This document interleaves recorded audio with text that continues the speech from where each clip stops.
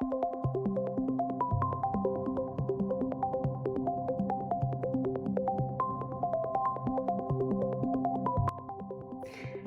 there, my crafty friends. It's Ashley Pfeiffer, the maker behind Stamped AF. I'm an independent Stampin' Up! Demonstrator in Canada, and for this month's Stamping Society video, we are using Hello Ladybug.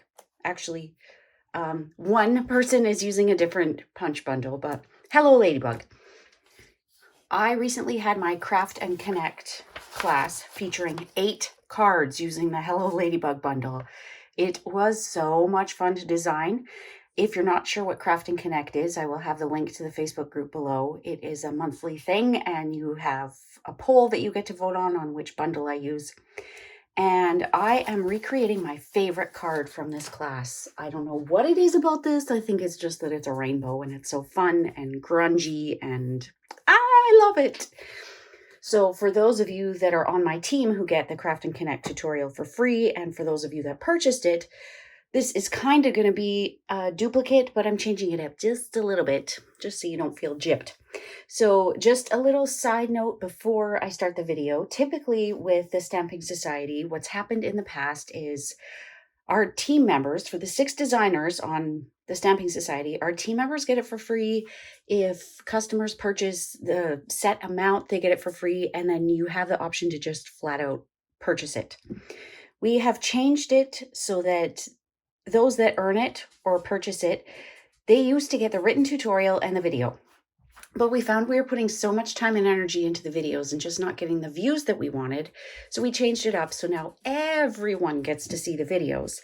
It is the written tutorial with all the dimensions and instructions, the step-by-step instructions that are earned or paid for. So I won't be giving any dimensions. Please don't ask in the comments, because that is the perk of getting the tutorial. I'm sorry if you hear clicking. I've got a puppy that just will not sit down, and it's click, click, click on the floor all the time. So without further ado, let me just get into this. So I have gone ahead and prepared my layers. Now you will notice that on my original from Craft and Connect, I stamped the leaf on my Hippo and Friends dies. This time I still use that same die, but I used the Stitch Greenery die. Now it does flatten it a little bit when you go to die cut the Hippo and Friends, but I'm okay with that. So I've got my Ladybug body, and to do the little shell, you could absolutely do the wings, but I am going to punch just the circle portion of the Ladybug, and you can see I'm just lining up the flat edge of my paper to the 2 points that come in. Now, you could leave it like that, but if you notice on my sample, it seems kind of serious. Like, this Ladybug is all business. If you want it to look a little more cute and whimsical, you can, with this part, just follow me here, you're going to line up those 2 points and punch that out. And it completely changes the look. It makes it fun and whimsical, and I don't know why it took me so long to come up with that, but I love it.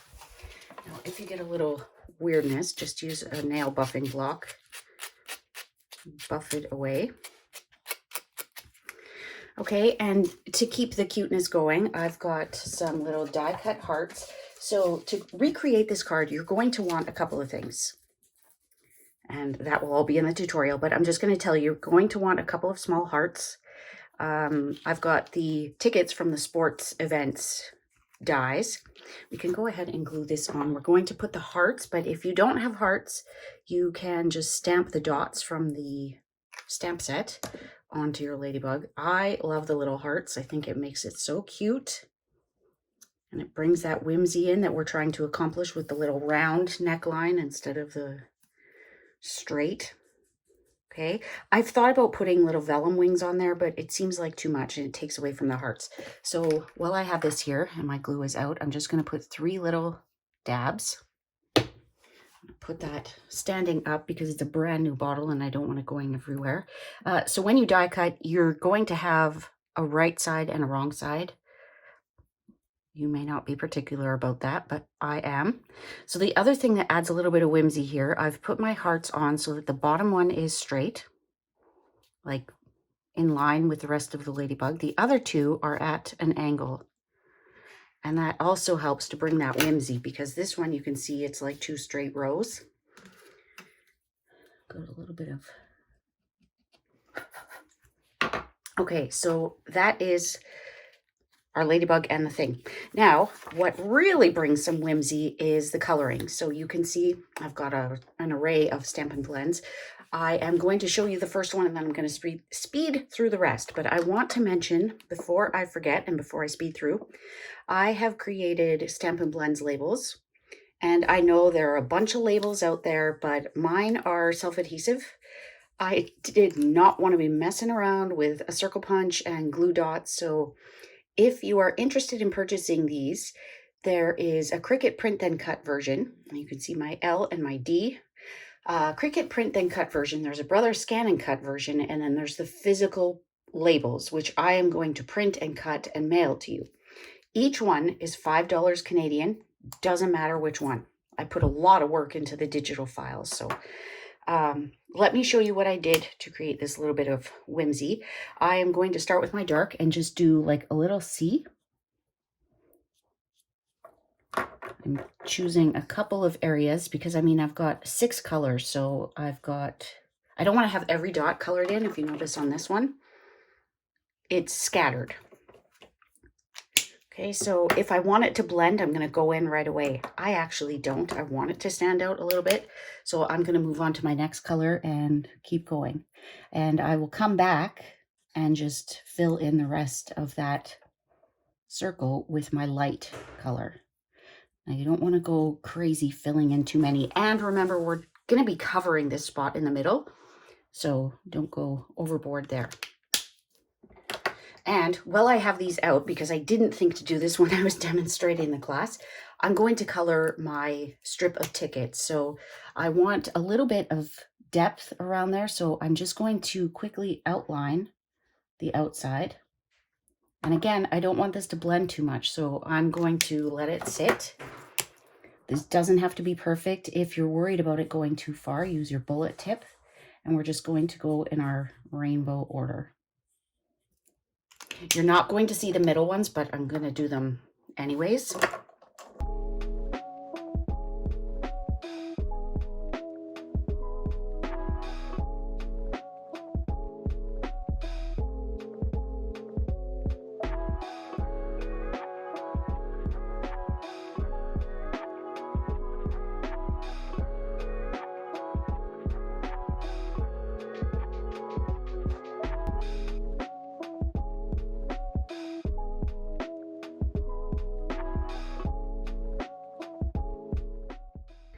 And just to add a little bit of grunge to it, I am going to grab my black Stampin' Up marker. I'm going to move these away. I don't really want them grungy. If you find that you've got maybe a little less blending than you would like, maybe the line is a little more obvious, just come back over it with the light. I want it to blend a little bit. I don't want it to stand out like a sore thumb. Now remember, the yellow and green aren't going to show. I don't even know why I'm doing it. Just have it, I guess. And if you want these to show, you could rip them up a little bit so that more of it is showing. But I like the strip of tickets in behind to bring the background together. Okay, so we'll move this out of the way and just flick the Stampin' Up marker. I would do this with my blend because I love the look of spritz with a blend, but my basic black blends are almost kaput. Let's see, can we squeeze a little bit out? I do only use the brush tip, and you want to be careful when you do this. You don't want to destroy your tip, so I tend to rotate mine so it's not the same part of it each time. But you'll find with the Stampin' Blend, you get a bigger area, and it kind of soaks into the paper a little more, whereas the Stampin' Up marker is just going to stay the same intensity as it was. So with my gorgeous tickets, I'm going to crumple them up. I'm probably thinking, oh my gosh, what are you doing? Well, this goes with that black grungy look. I don't want it to be clean and pristine. So we're just going to give it a little bend. And I have found that just by putting it in my hand and crumpling it once, that seems to be enough. Like I said, if you want to have those tickets showing, the ones that are in the middle, then just rip them apart. So now we can start our assembly. So if you'd like, I'm sorry, I say so and now a lot. To assemble, you can choose to put some Stampin' Dimensionals, the minis, on the parts that are popped up, just so that it doesn't get too flat.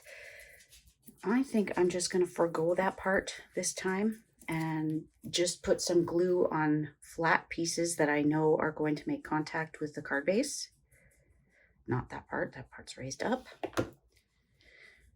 But the problem with putting the dimensionals is you don't know where your dimensionals are going to be on here, and you don't want to have it double popped up. Now, like I said, I don't want this to be all pristine. I want to keep some of those mountains and valleys. I probably should have done this part first, but we're going to adhere to the basic black mat. And instead of having a polished pink mat like I had the Magenta Madness the last time, I think I'm just going to put this on my card base as is. Bring in a little more white. And if I had been thinking, if I wanted to use a polished pink mat, I probably could have cut my Ladybug a little further, because now I can't use that, right? But I'm going to let my polished pink on a Ladybug be my polished pink. Covering a what? So I think what I'm going to do is I'm going to rip it at the yellow, and I'm going to move them a little bit further out. Now this might rip it just a little bit. Be prepared. Let's adhere this to our card base, and then we know how much distance we have, because you see these ones go out the full width. Okay, so let's adhere this now. It's 2 layers. I'm just going to use my glue. I don't like to use glue on DSP because you can end up with those glue worms if you use too much glue. Oh, look at that. So much white space. Love it. Okay, so let's try that again. I don't want to cover up all my coloring. Okay, so my purple's going to go right to the edge. We've got a bit of a gap in there. My pink is going a little too far, so I can just bend it up. There we go. I want to cover the green with that. I don't want to have green showing, because this is my green, right? So we'll pop this up. I'm going to put dimensionals in 4 spots. The edges versus the corners, although you could put them in the corners too.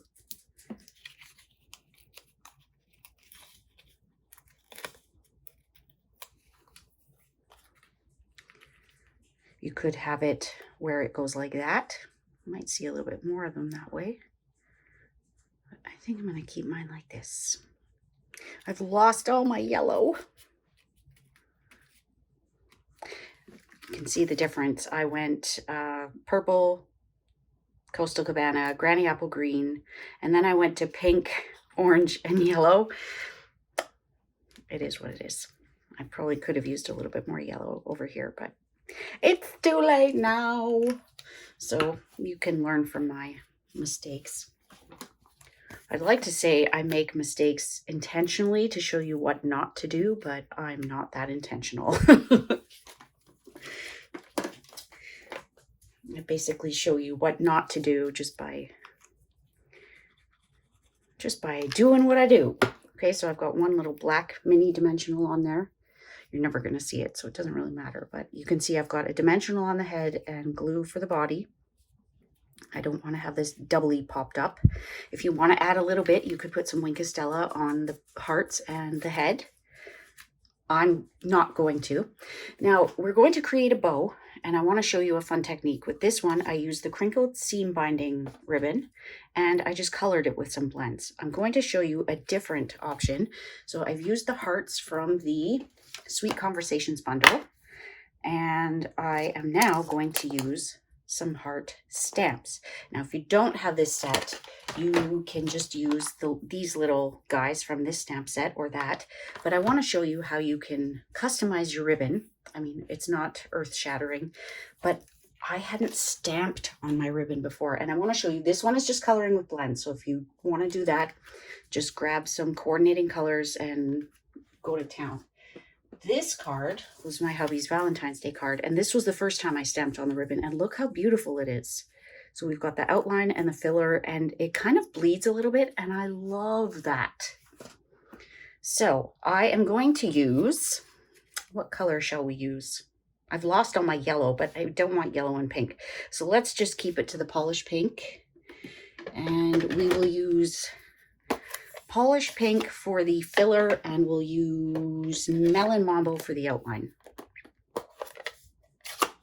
I'd love to use yellow, but my mind won't allow it. Okay, so we've got our filler and our outline.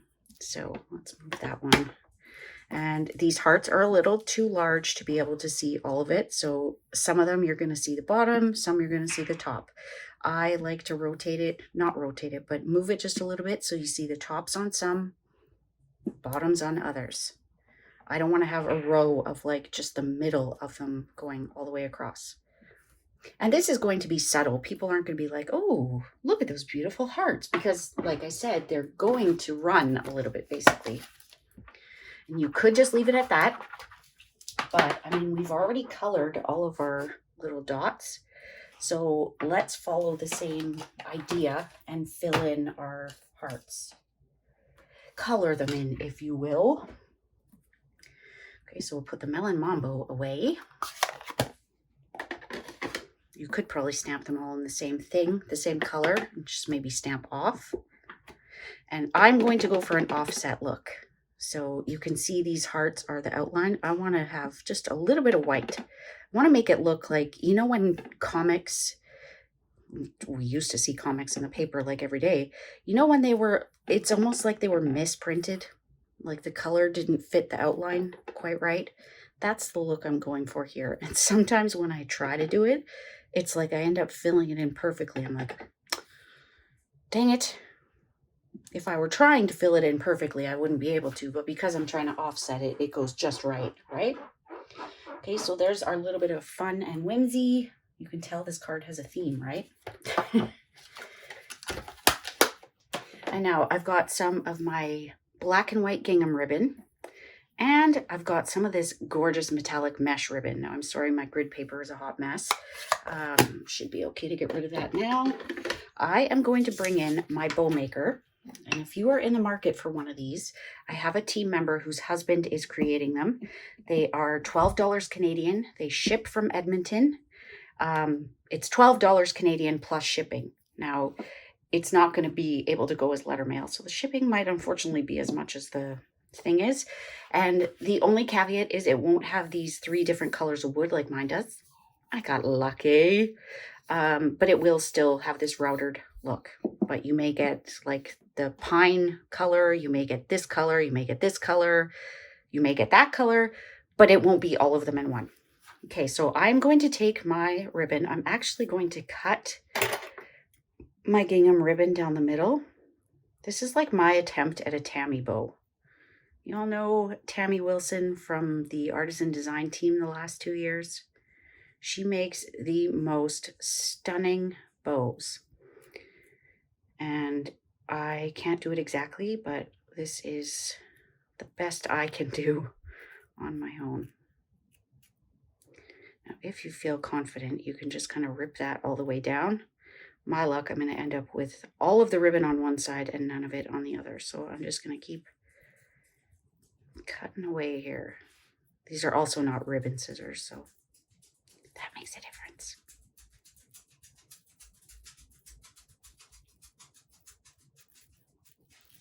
Ooh, not too bad.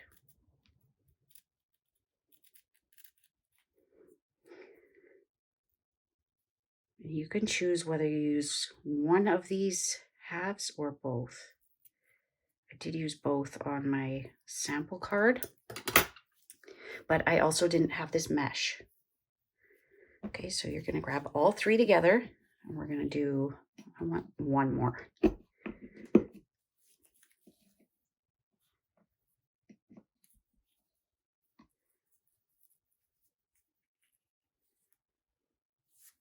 The last time I tried creating a bow like this, it took like 4 tries, and I still didn't love it.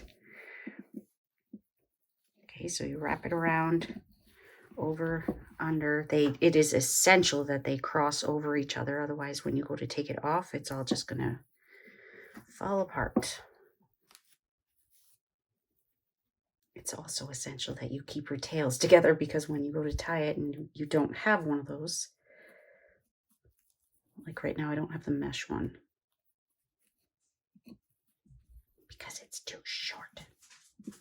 There we go.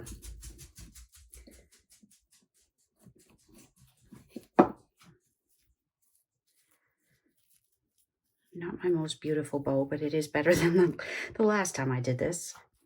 Okay, and then you're just going to trim your tails. And if you want to bring a little more pink in, you could color that black and white gingham ribbon. But I'm going to call that close enough. Seriously, the last time took forever. See why I had no metallic mesh on that side? It was all on the other side.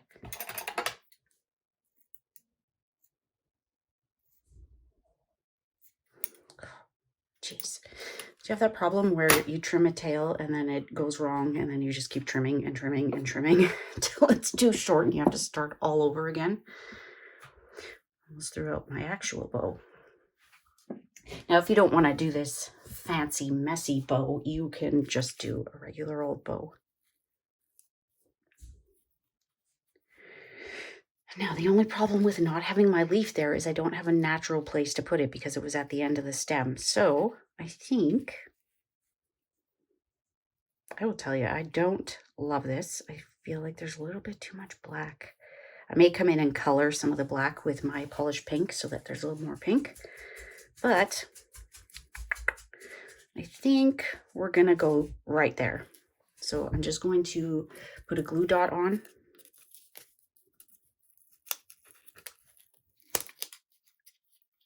Try and get it where your knot is in the back.